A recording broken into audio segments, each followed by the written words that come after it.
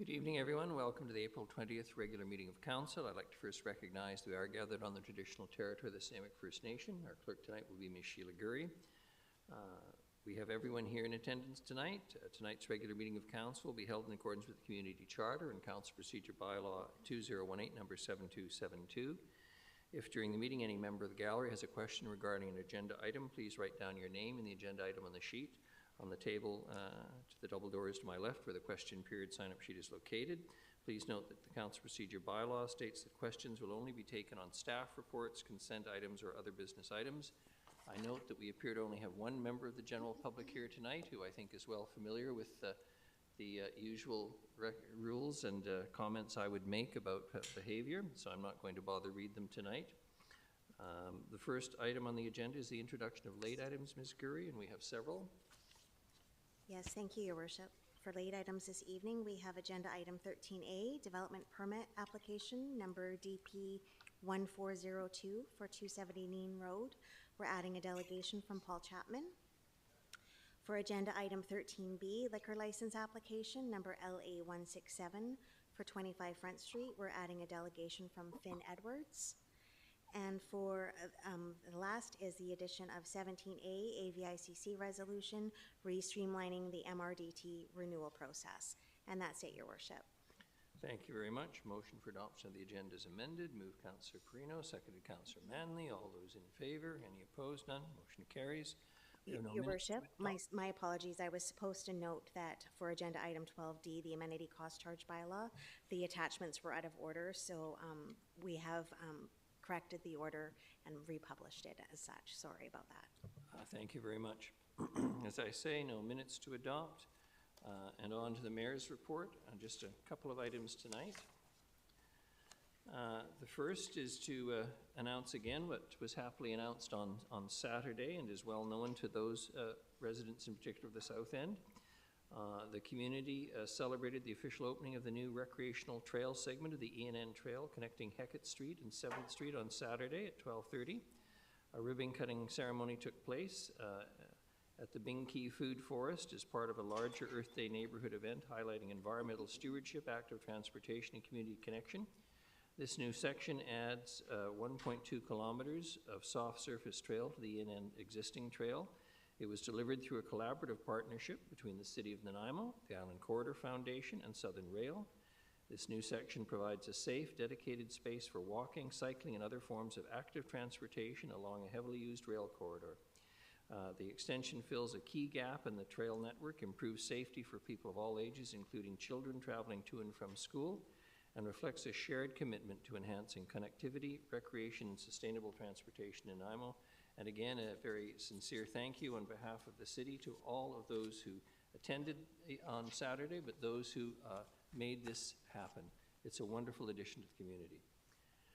I am now going to ask Bill Sims to step to the mic, please. Mr. Sims.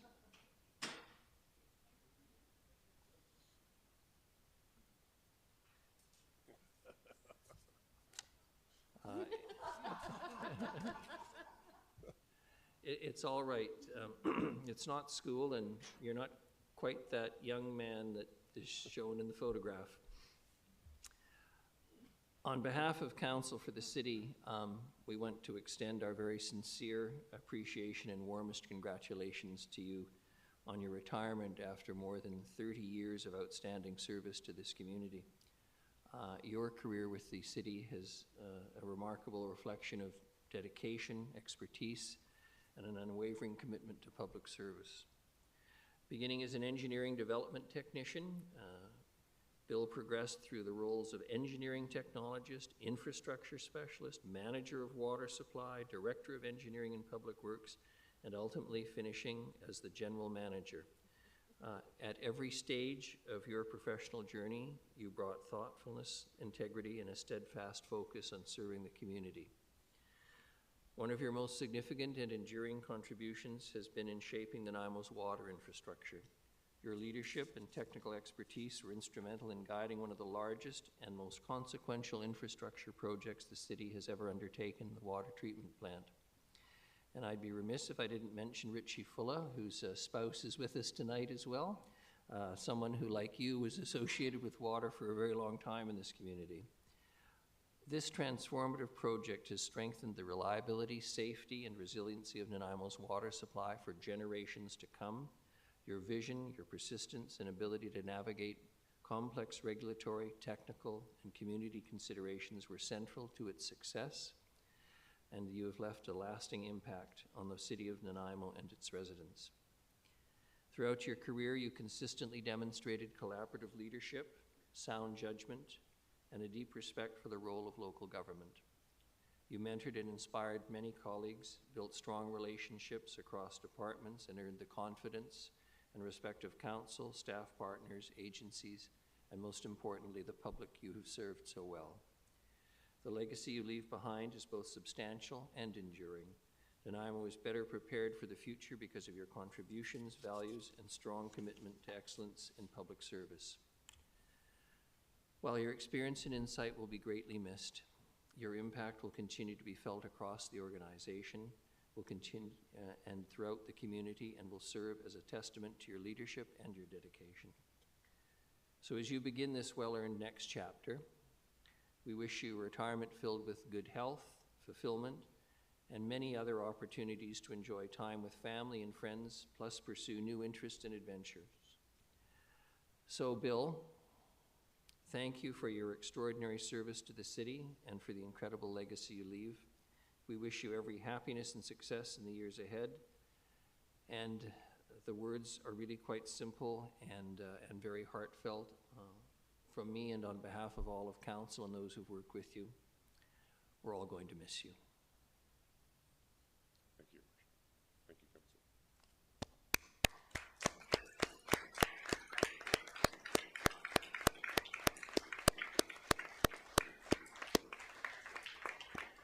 Your Worship, if I just might, the picture is evidence of what 30 years in the public service would be.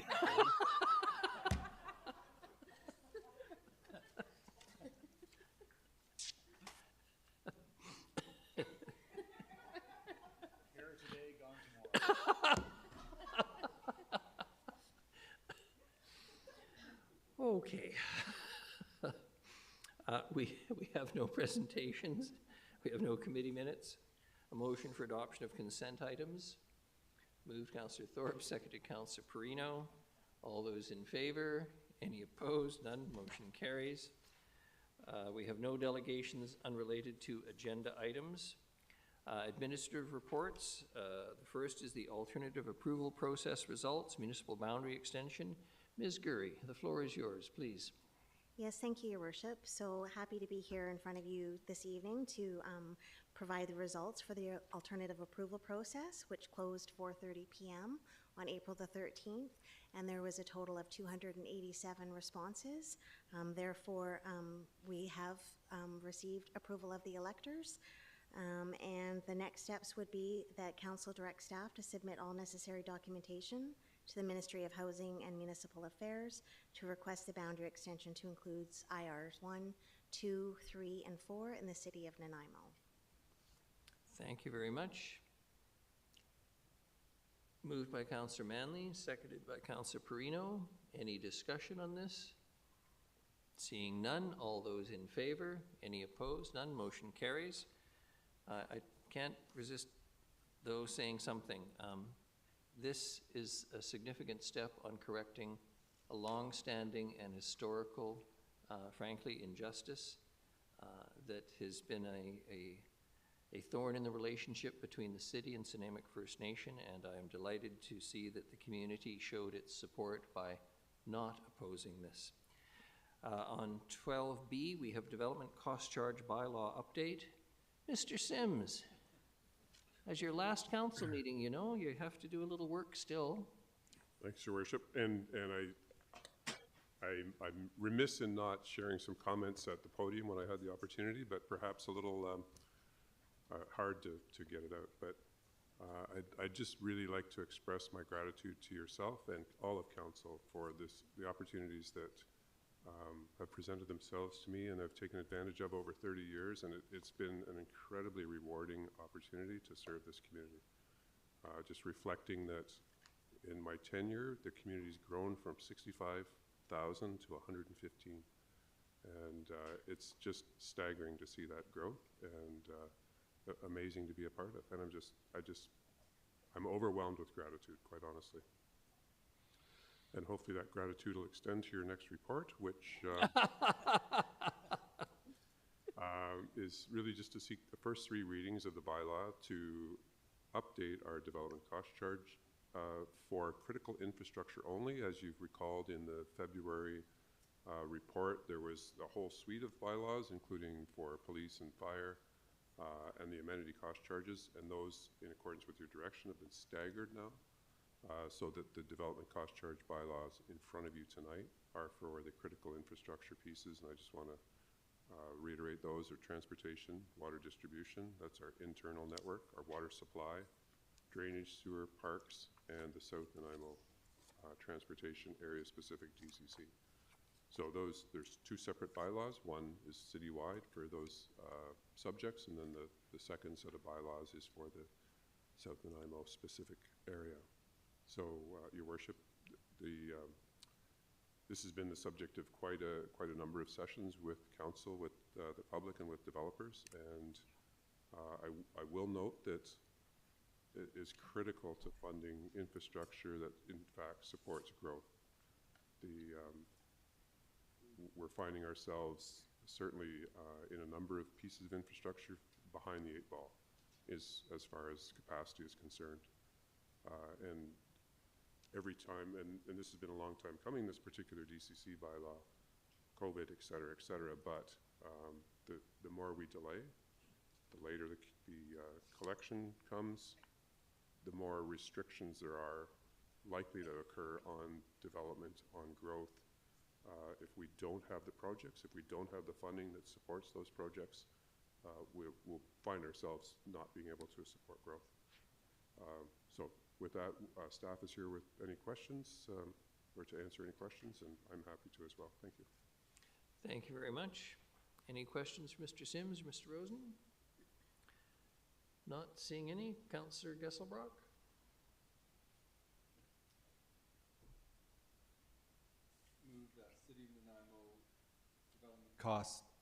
Move that City of Nanaimo Development Cost Charges Bylaw 2026 number 7438.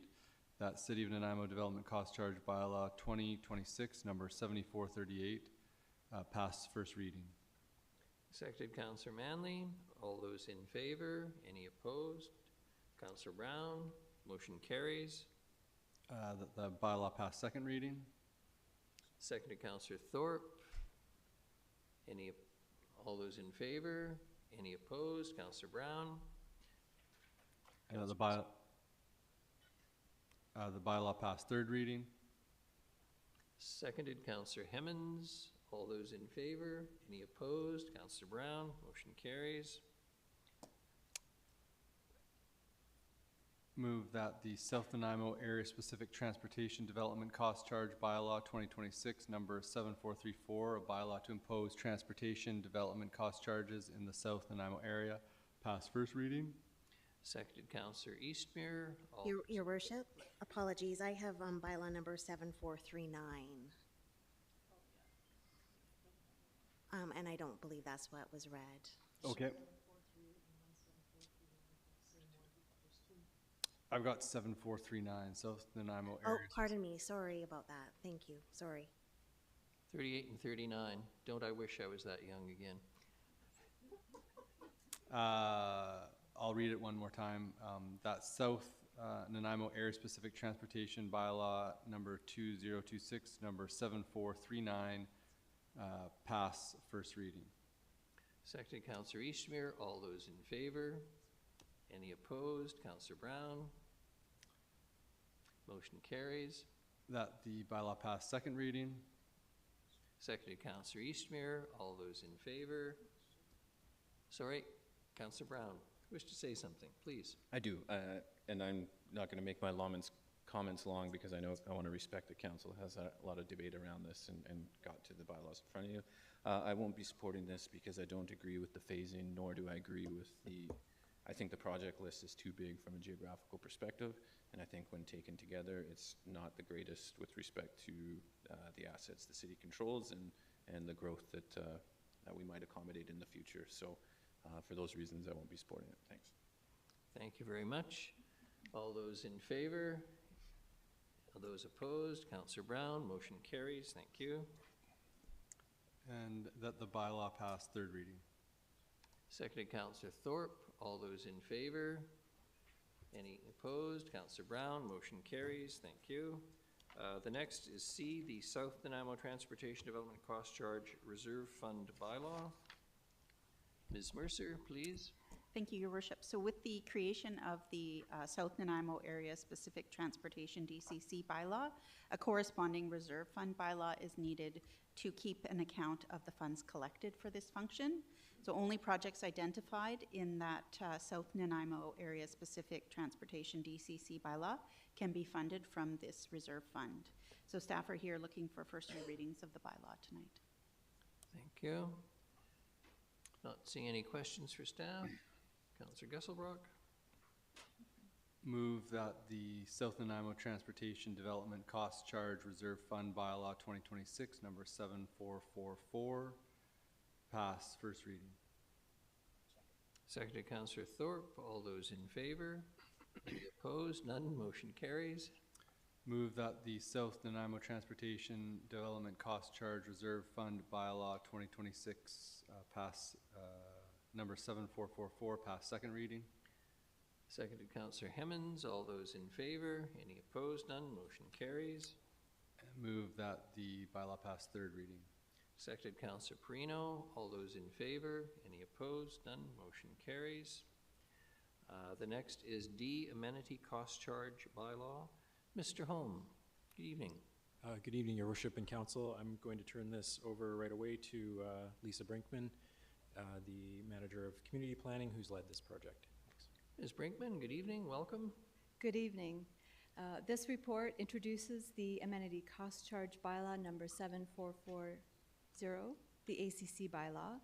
The proposed ACC bylaw would apply to applications for subdivision and building permits similar to DCC bylaws and imposes a rate to be paid per dwelling unit or gross floor area. The ACC funds gathered will be used to construct and improve recreation facilities to accommodate new population in the city. Also in this staff report is a recommendation to repeal the community amenity contribution policy. This policy includes a monetary rate to be secured at the time of a rezoning application when an increase in units or floor area is proposed by an applicant. And with the introduction of the ACC bylaw, it is not recommended to have a CAC rate and an ACC rate. We don't want to double charge for each proposal for an increase in residential units and floor area, and it is best practice to not have a double charge. And so for this reason, we are recommending to repeal the community amenity contribution policy.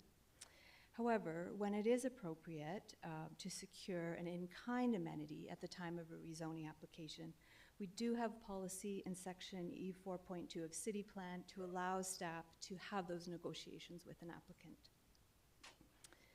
So I'm happy to take any questions. Councillor Brown. Thank you, Your Worship. Through you to staff. Could you just summarize the phasing program for this? For the ACC bylaw? Yeah. Okay.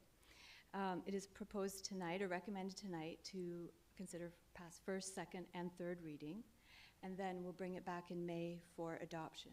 However, in the bylaw, as Council recommended, the implementation date for the ACC bylaw would be January 1st, 2029. So you'll see that in the bylaw. So the rate wouldn't apply until January 1st, 2029 for the ACC bylaw. Thank you. Thank you. Councillor Gesselbrock. Thanks. Yeah, I had this question earlier, but I just was wondering in terms of the timing of the implementations, like if we're repealing the CAC now and then the AAC doesn't come in till 2029, are we gonna have a chunk of time where we're not collecting any community amenity contributions? Thank you, and through your worship, it's a good question. Fortunately, we do have strong policy in City Plan for the collection of community amenity contributions. So the community amenity contribution policy was actually endorsed by Council before City Plan, and so it was needed at that time. But in-kind contributions at time of a rezoning application can still be negotiated because we have that policy direction in city plan. What we won't be there anymore is the table for the monetary rates, the recommended monetary rates per unit at the time of rezoning. So that's what we would be, by repealing the CAC policy, that's what would be going away. Right, so like during that, so in the OCP, there is policy for amenity contributions that'll still be in effect, but the table for the monetary amount per unit will be repealed. Does that mean that just there's no guide to what's being negotiated during that interim period, or are we going to be foregoing the actual cash contributions from the CAC policy? I guess my question is, does it really need to be repealed right now, and just can we repeal it in a way that it leaves when the AAC comes? Mr. Home. Thank you, Your Worship, through to Councillor Gesselbrick's question. So important to note too, and I think it was touched on earlier, that the CAC policy applies at the time of rezoning, whereas amenity cost charges apply at the time of subdivision or building permit. So in reality, a project that's undergoing rezoning now would likely be, like we won't see a lot of projects that are going through rezoning now that would be through building permit before the amenity cost charge bylaw comes into effect. So they would likely be subject to the amenity cost charge, most projects at the time of building permit or subdivision in the future, just because of the timing of the collection, and as well trying to provide, as Ms. Brinkman referenced to, looking at best practices and trying to provide clarity and certainty for developers. Better not to continue to implement CACs and possibly collect, get into a position where it appears that we're double dipping when amenity cost charges come into effect. So we'll be collecting on more projects, more development projects, because it's subdivision and building permit with the amenity cost charges, rather than just rezoning with community amenity contribution. And then we'll be directing those funds to the specific projects within the amenity cost charge program. And we'll still have the ability to context-specific basis through city plan policy to negotiate in-kind or context-appropriate amenity improvements for the community, trail improvements, park improvements, those types of things, transportation improvements, but not a monetary charge. Hopefully that's helpful. Thanks. Great. And just one more question. And just with the AAC charge, like say for example, for somebody building a carriage house or an additional suite, does that AAC charge that building permit time applicable to that, similar to the DCCs, or not applicable? And like at what rate, if it is? Through the chair, it would be applicable. And so depending on the situation, and the medium density residential rate is $3,591 per unit. If it's a single family dwelling kind of situation, it's $5,278 per unit. Okay, great, thank you. No further questions? Councillor Gesselbrock? Move that the City of Nanaimo cost charge bylaw 2026 number 7440 pass first reading. Seconded, Councillor Thorpe. All those in favor? Those opposed? Councillor Brown? Councillor Gesselbrock? Motion carries. Thank you. That the City of Nanaimo cost charge bylaw 2026 number 7440 pass second reading. Seconded, Councillor Perino. All those in favor? Yes, sorry. Go ahead, Councillor Brown. Thanks, Your Worship, and like my last remarks, I will be brief because I know this has been debated, but for different reasons, I very much oppose the staggering of the ACC or putting it off into the future. When we talk about all the things around city building and make decisions at the table, it's projects like these that are in here that I think are absolutely most crucial for the community. Bevan Park Master Plan, Stadium District, and the South End Rec Center. It's facilities like these, and we have some great facilities in Nanaimo where there's, in particular, I would say there's people of all ages that use them from sunrise to sunset. But I think in particular there's a lot of youth activities, and you can go visit Oliver Woods, Stadium District, the bike parks, Merrill Logan Fields, Barsby there, like the list goes on. To me, that's the point of why we do the things that we do at this table, and to sacrifice on these. I won't, you know, I've watched the debates and participated in some of them. I don't think it was the best reasons that this was faced, so I will not be supporting. Thank you. Thank you very much. All those in favor and those opposed, Councillors Gesselbrock and Brown, motion carries. Thank you.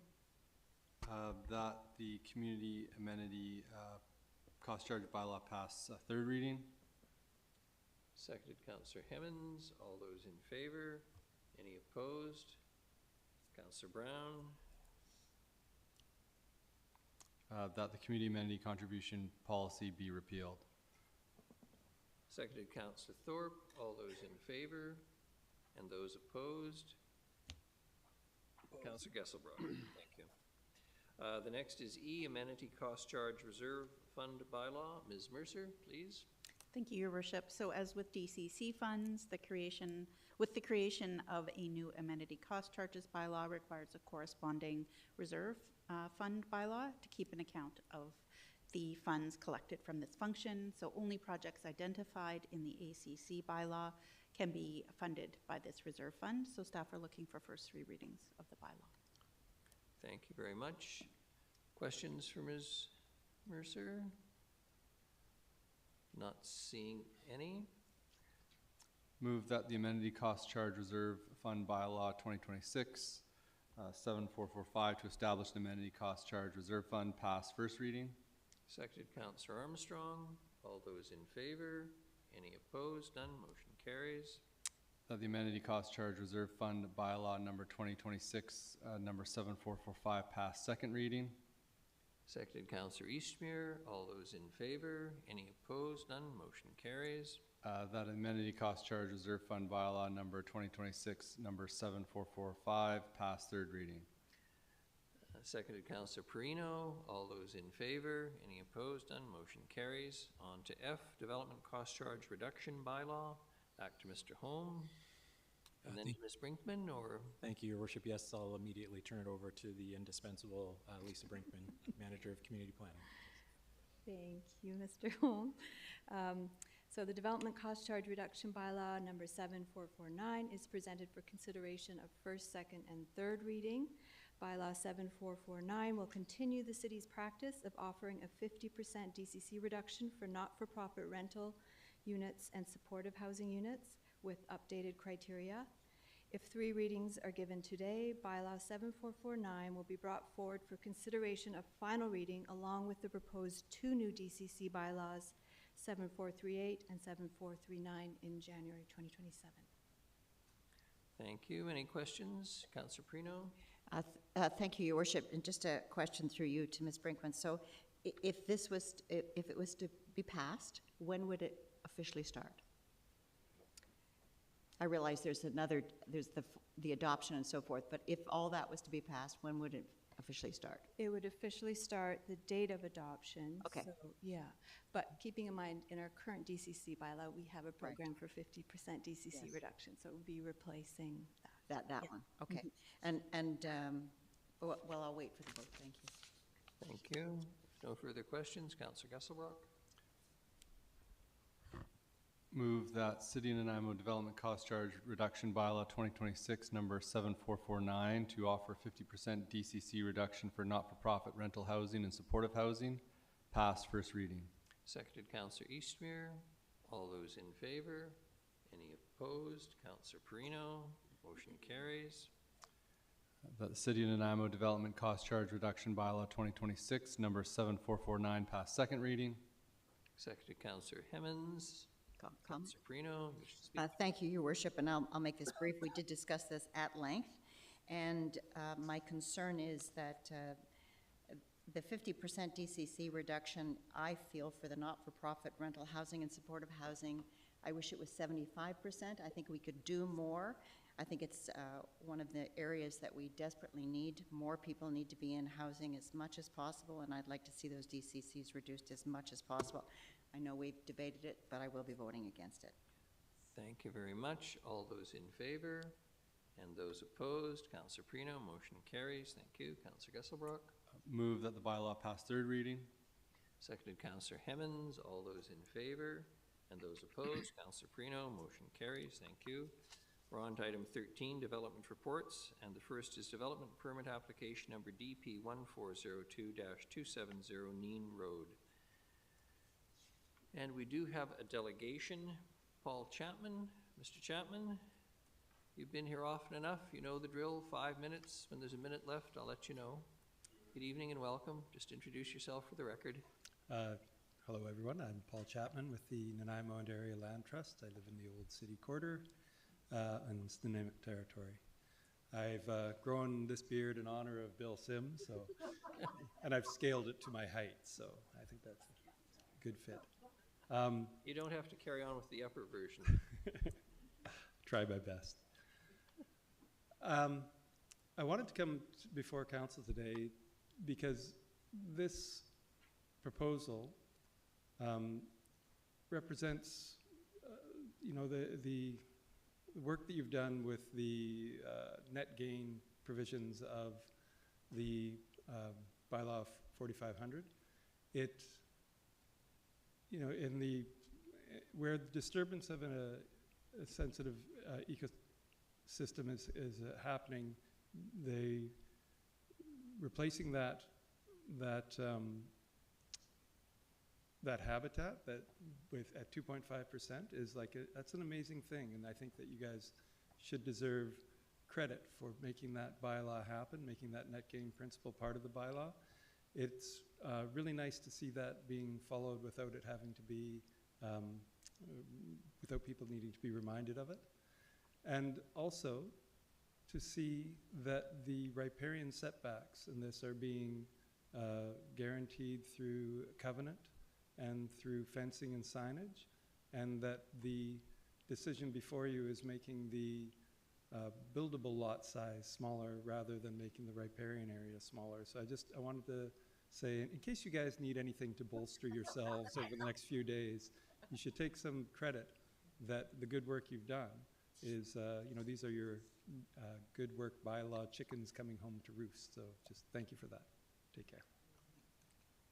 Well, before I go to Councillor Perino for a question, I'm virtually gobsmacked. Lately, we haven't had a lot of compliments coming up to the mic, so thank you very much. Much appreciated. This is just a holdover, Your Worship, so no question. Well, it doesn't require Councillor Gesselbrock. Do you want to move the motion, Councillor Perino? You bet. Thank you. Seconded Councillor Hemmens. All those in favor? Sorry, Councillor Hemmens. Thank you, Your Worship. Through you to staff, just a curiosity. In the environmental assessment is where we see the lot layout, and I'm noting two proposed trails in Lot 7 and in between Lot 1 and Lot 11. Lot 7 in particular ends or abuts Westwood Lake Park. And is it anticipated that trails would be built into the park from that subdivision? Mr. Holmes. Thanks, through your worship, to Councillor Hemmens. Yes, the intention would be to connect to existing trail systems. It's a currently obviously in trespass, but there's a well-used trail network in the area that connects into the park.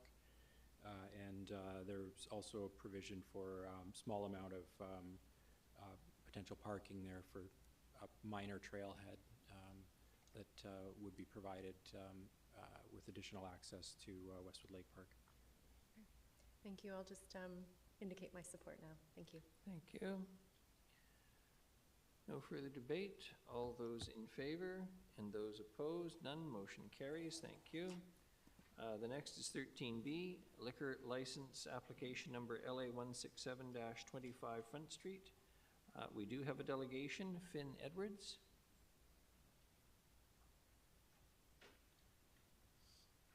Mr. Edwards, if you can introduce yourself for the record, you'll have 5 minutes, and I'll let you know when there's a minute left. Awesome. My name is Finn Edwards, and I am a sound tech and promoter at the Globe Live Studio. Mayor and Council, thanks for the opportunity today to speak on the behalf of the Globe. My name is Finn Edwards. I book bands, promote shows, and assist with sound at the Globe Live Studio. But first and foremost, I'm also a local musician here in Nanaimo. We understand that the Globe has a history of noise bylaw violations in its past iterations and through past owners. We take these concerns very seriously, and I'd like to speak on some of the ways that we'll be planning to mitigate this issue and ensure the Globe is able to continue serving the music community in Nanaimo and give local artists an affordable, safe venue to play. First off, what is the Globe today? The Globe Live Studio currently operates as a live entertainment, rehearsal, recording, and event venue downtown Nanaimo. We're not a bar or a nightclub, rather a dedicated hub for music. Our mission statement is to support local artists, youth musicians, touring acts from across the world, and other community events. Our capacity is 200, making it possible to support small local shows, as well as larger bands coming here on tour. We are currently the only mid-sized venue in town capable of hosting legitimate all-ages live music events in a controlled indoor setting. We operate these all-ages shows by requiring minors to be accompanied by a responsible adult, which includes parents, guardians, step-parents, grandparents, or an adult that could be reasonably expected to act in place of a parent. These all-ages shows start between 4:30 to 6 p.m. and end at 9:40 p.m. These rules are in place to comply with the guidelines of the liquor primary license we are hoping to acquire. We also offer 19-plus shows at 10 p.m., but these shows are required to be quiet acoustic acts and bands, not full live acts in accordance with the noise bylaws. How we hope to mitigate noise issues. We recognize the Globe is a live music venue, thus there is often amplified music being played. We are taking the following steps to ensure volume stays at a reasonable level. For immediate noise control concerns, we have indoor performances only at the Globe. No bands or amplified performances will be happening at the patio. There will also be no projected music outdoors or speakers pointed outside the building. Doors will be managed during performances. Exterior doors will remain closed during shows apart from normal entry and exit. No re-entry policy during shows, which reduces crowd movement and noise escaping due to doors being left open.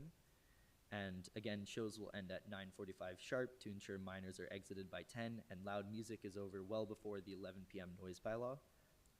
Some physical improvements we'll be making to the venue to reduce noise pollution will be continued soundproofing of doors, walls, and stage areas. And this will include ongoing review of ways we can improve our soundproofing as revenue permits to make sure noise stays at acceptable levels. In terms of venue management controls, to ensure safety and satisfaction of patrons and neighbors, we will have a dedicated door host and security team present during all events, incident logs, and a complaint response system, and of course direct communication with neighboring business if any issues arise. Why is the Globe Live Studio important to the community in Nanaimo? As I stated earlier, first and foremost, I'm a musician. When I was growing up in Nanaimo playing in my band, we had nowhere to play. The bars wouldn't take us because we were too young, and we couldn't afford to rent out halls or throw our own shows. The Globe was the first proper venue that let us play on a real stage in a real music venue when I was 17, and that mission hasn't wavered since. In the last 2 years since I started working at the Globe, we've seen many youth bands come up and become staples at the venue. We've had young bands under the age of 19 sell out shows to almost 200 people, and most importantly, we've given young fans a place to discover and connect with live music for the first time and surround them with a safe, supportive community. I grew up in this community, and I wouldn't be where I am today without venues like the Globe supporting all ages music. Because of the Globe and the musicians that drive it forward, the music scene... Oh, thank you.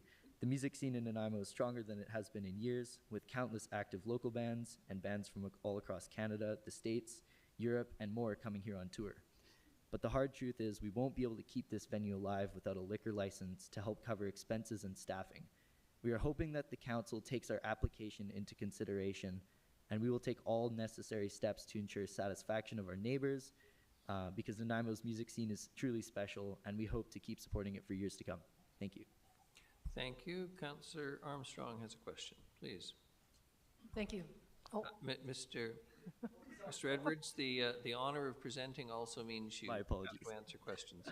This is my first city council meeting. thank you very much for your presentation. And my questions are going to be around the youth, because I do know that there's not a lot of venues for youth in this community for music. We do a lot for sports, et cetera, but not a lot in arts and culture.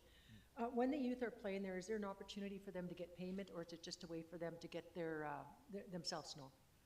We operate with a 60-40 ticket split of all bands that are playing. So any band that books can just book through online. And then at the end of the night, we just have our ticket split, and that maxes out at 500. So once they reach that number, they keep all the tickets. Thank you very much. Appreciate that, and appreciate the dedication towards youth. Thank you. And Councillor Manley, and then Councillor Perino. Thank you, through your worship. Thank you for the presentation and coming down and discussing this. I played my first, well, when I was 18, I was playing in clubs where I was too young to be, and the rest of the band just lied for me. And so I'm happy to see an all-ages venue, and I've been in there before to see all-ages shows.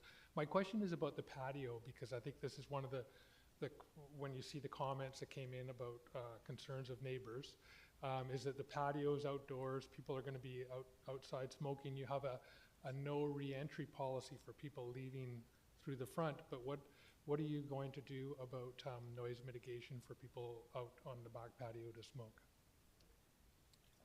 Yeah, go ahead. So our back patio currently, our back patio currently is only for VIPs. You actually have to pay a fee to go out there in the first place, which mitigates just anyone going out there. And then beyond that, we always have a security guard at the door anyways, making sure that the people coming and going aren't abusing that privilege per se. Like we have an actual patrol route for our security, so that they're making sure that anyone going out any door will be essentially not followed, but made sure that they're checked up on, so that we have a proper rotation of our staff.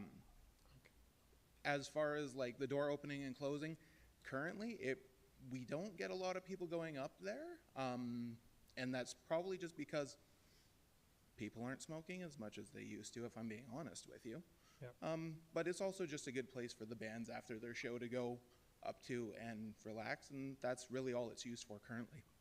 Okay, thank you for that. Councillor Perino. Thank you, Your Worship, and a question through you to Mr. Edwards. Thank you for being here, and I'm thrilled that you're supporting particularly youth, obviously. That's where the need is the greatest. I'm just wondering, that most of the bands that you get, how many members of the band would there be? I would say on an average, 3 to 5 would be the amount of members, yeah. Okay, great. And are some of them at the professional level where they're actually doing this on a full-time basis? Yes, absolutely, yeah. Okay, wonderful. Great to see it. Thank you. Thank you. Thank you. Anyone care to make the recommended motion? Councillor Perino, seconded Councillor Manley. Discussion on this? Councillor Thorpe. Yes, thank you, Your Worship. Through you, if I may. Thank you, gentlemen, for being here this evening. I just want to comment that it seems that most of the opposition to this proposal stemmed around the concerns over possible noise. And I personally feel that the proponent is serious about mitigating those problems, and I think I can feel sure that that will be the case. So I'll happily support this. Thank you. Thank you. Councillor Hemmons. You can sit down, gentlemen. Thank you.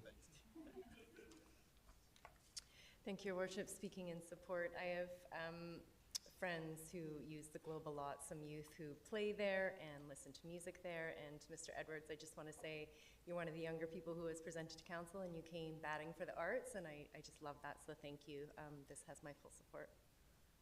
Thank you. Councillor Manley. Thank you, through you, Your Worship. I'm very happy to support this. I love seeing youth get off their devices and away from their computers and out into the real world. And in the age of AI music, I'm really happy to see youth picking up instruments and playing, and other youth coming out to support them. And so very happy to support this, and I hope you take any complaints from your neighbors seriously and work to mitigate any of those kind of situations. And I'm sure you will. You sound like a very responsible young bar manager. Thank you. Thank you, Councillor Armstrong, and then Councillor Eastmere. Yes, I'll be gladly supporting this. I think it's a great initiative. And I take a look at 16 noise complaints in 14 years, basically 1.1 over the years, which is extremely low. And also not only that, but the Globe has been here for many, many years. It's always been an entertainment area. It was there as an entertainment area prior to the residences being built. So when people buy knowing that there's an entertainment district, I believe it's buyer beware. So I'm happy to support this, especially with the youth-driven focus. Thank you, Councillor Eastmere. Thank you. I just want to say that I was happy to hear the list of mitigation efforts, and I think the Globe is a really critical venue to support our local music scene. I loved the article that Mick Sweetman wrote for The Discourse about it being the center of Nanaimo's all-ages punk scene, and it's a really important venue. Danger Box rocks, and I'm really glad to see this continue. Thank you very much. I may be as close to a Grinch as you'll get tonight, but I am going to support it. But there's a big but here. You know, the usual number of submissions that we expect, anything like this, 73, 24 indicated support, and 49 did not support the application. I was impressed by Mr. Edwards' submissions to us tonight as a delegation, but good neighbors, keeping in mind that, you know, folks did move into a building that was across the street from the Globe. I'm conscious of that. I've been around a while. But I sincerely hope that you'll all be able to, I don't expect a guarantee, but that you'll be very conscious of the fact that there are a number of people who live in this community who live very nearby in 3 major buildings, and they will be, I'm sure, no doubt, contacting bylaws and eventually council if what you've said tonight doesn't turn out to be true. So thank you. All those in favor? Any opposed? None. Motion carries. Thank you very much. 14, bylaws. Councillor Gesselbrock, Highway Closure and Dedication Removal Bylaw 2026, number 7448. Move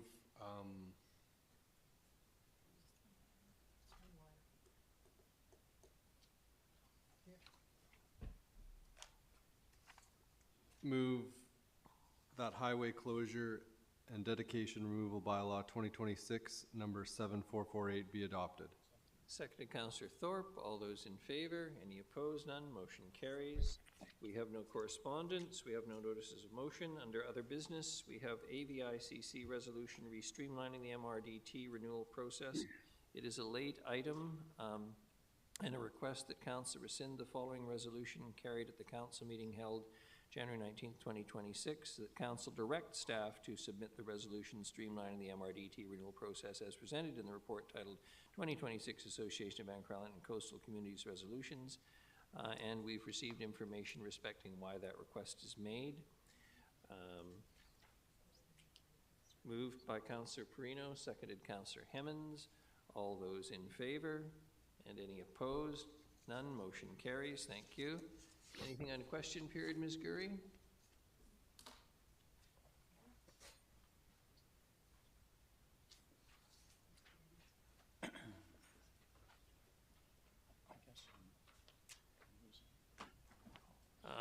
Mr. Hula on 12A, 12B, and 10.35.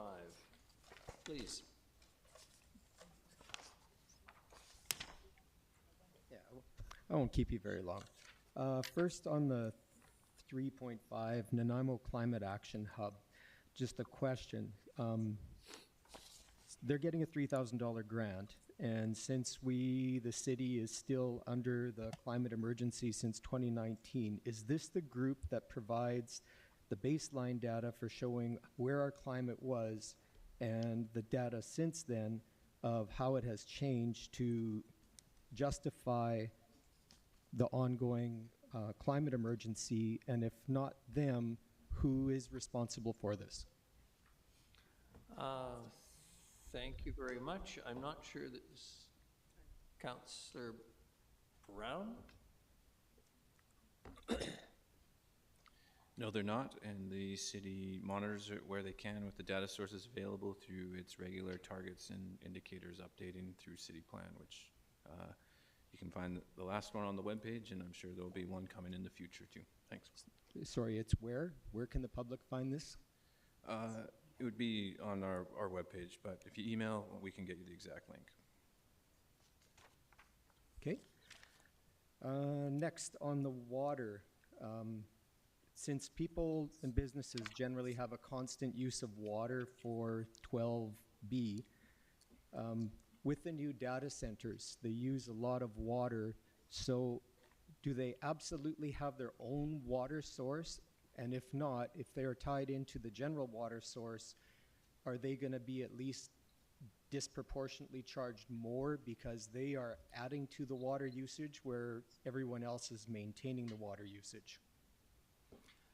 I'll let Mr. Sims answer that, but I think I can tell you that the water use, or Mr. Holm, the water use is roughly the equivalent of a regular apartment building, and they are charged accordingly, the rates that apply to everyone else. That's correct, Your Worship, and I think Mr. Holm could also speak to the fact that there's a maximum cap based on the mechanical engineer's submission to the city about water use. And I'm curious, is this about the DCC bylaw? This is sort of a completely separate issue from the DCC bylaw. I'm being generous too. Okay, thanks, Your Worship. It's not my so nature. we estimate it's about $60,000 a year worth of water charges, and then there's an equivalent, we'll call it a penalty or rental charge that the proponent would have to pay on top of that should they exceed their maximum. Having done some calculations for year-round, it's about 0.19% of the city's overall water use. So this is really not, this is a few dozen people or a few hundred people maybe in an apartment building. Thanks, Your Worship. A fulsome answer, Mr. Hula, that may be to a question that may be out of order, but go ahead. You've got 12As coming too. Okay. Yeah, when we talked about the data centers before, it was more than that. For the apartment thing, it was like a very large apartment, but thank you for your answer. For the for the AAP, it's, in my opinion, it's not a good process for getting a real result. So being able to quote and saying you got the approval of the electors or the community showed support is not really accurate, because most of the community isn't even aware that there is an AAP process and when it happens and how to get involved. Mr. Hula, there is a question coming, right? Yeah. Well, if I don't give you the background, I can't get to the question, right? So since this issue is so undemocratic, what's the rationale of not just waiting till the fall election when it could have been added on a referendum for free and not cost the taxpayers anything, and then it wouldn't have the optics of buying votes or virtue signaling? It would have been just a straightforward, here's the thing for the public, everybody's aware of it, and you vote to have it, but saying you have to be aware and vote against it and sign a petition if you don't want it. It's disingenuous to say it's got the approval of the electors. So you're asking what the rationale is. So the question is, what's the rationale for not just including it in the referendum, which would have been the very common sense solution, instead of going through this kind of a process? The rationale is simply this, Mr. Hula. It's a process provided for by provincial legislation. It's used frequently. We use it for a number of items from time to time. And with great respect, I would strongly suggest that the public was well aware of this. I don't play in social media, as everyone knows, but apparently everyone else does, and it was certainly well known. It was advertised in accordance with the provincial legislation and regulation that applies. And if there was ever a time when I thought that this community might rise up, when anything to do with Indigenous issues, they didn't.